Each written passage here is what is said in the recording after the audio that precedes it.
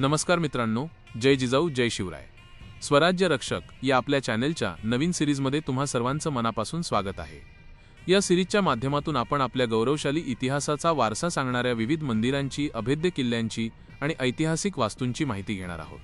आज आपण अशा एका अवाढव्य आणि अजिंक्य किल्ल्याबद्दल जाणून घेणार आहोत, ज्याला छत्रपती शिवाजी महाराजांनी स्वराज्याचे दक्षिण काशी म्हटले होते आणि ज्याच्या अंगाखांद्यावर मराठ्यांच्या देदीप्यमान इतिहासाच्या खुणा आजही जिवंत आहेत. तो म्हणजे तामिळनाडूतील ऐतिहासिक आणि अभेद्य जिंजी किल्ला.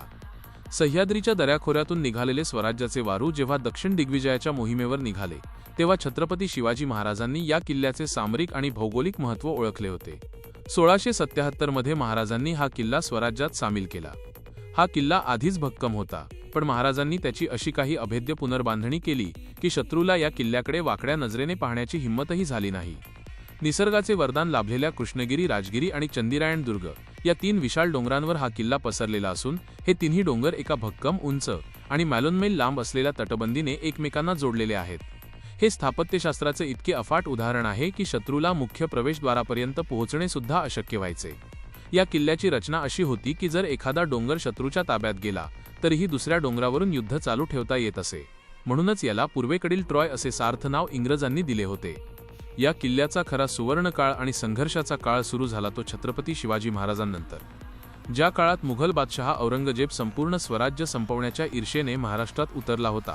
स्वराज्यावर मोठे संकट आले होते आणि छत्रपती संभाजी महाराजांच्या बलिदानानंतर स्वराज्य पोरके झाले होते. तेव्हा छत्रपती राजाराम महाराजांनी महाराष्ट्रातून बाहेर पडून याच जिंजी किल्ल्याचा आश्रय घेतला होता.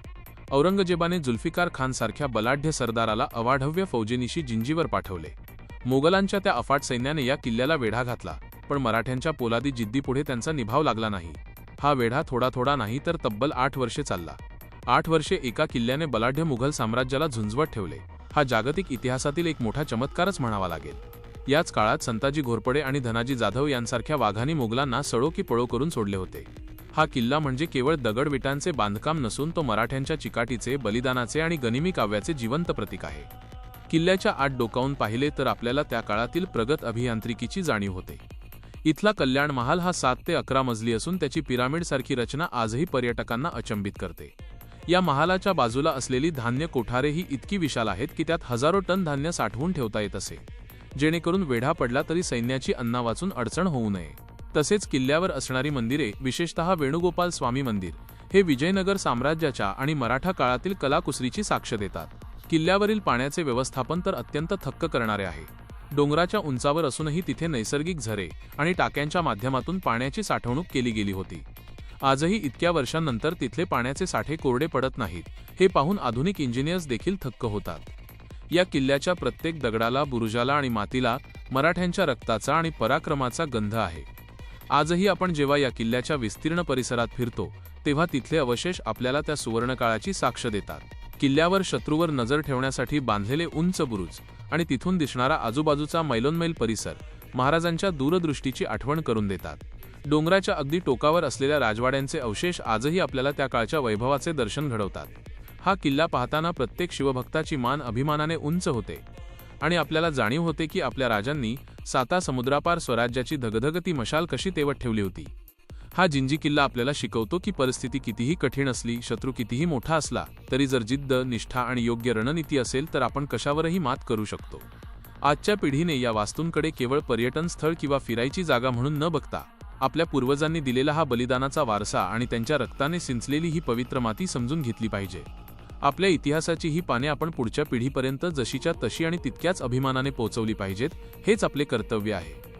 मित्रांनो, आपल्या या गौरवशाली इतिहासाची माहिती आणि आपल्या पूर्वजांचा महान पराक्रम जास्तीत जास्त लोकांपर्यंत पोहोचवण्यासाठी आम्हाला तुमच्या मोलाच्या साथीची गरज आहे. ही माहिती तुम्हाला कशी वाटली हे आम्हाला कमेंट्समध्ये नक्की कळवा. हा व्हिडिओ तुमच्या मित्रमैत्रिणींना आणि कुटुंबियांना जास्तीत जास्त शेअर करा, जेणेकरून आपल्या स्वराज्याचा हा देदीप्यमान इतिहास घराघरात आणि जगाच्या कानाकोपऱ्यात पोहोचेल.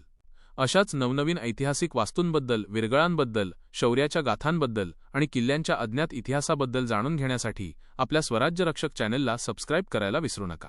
तुमचा हाच पाठिंबा, लाईक्स आणि प्रेम आम्हाला नवनवीन माहिती शोधण्यासाठी आणि ती तितक्याच ताकदीने तुमच्यापर्यंत पोहोचवण्यासाठी निरंतर प्रेरणा देत राहील. पुन्हा भेटूया पुढच्या भागात अशाच एका ऐतिहासिक वास्तूचा प्रेरणादायी प्रवास करण्यासाठी. तोपर्यंत पाहत रहा स्वराज्य रक्षक. धन्यवाद. जय भवानी, जय जिजाऊ, जय शिवराय.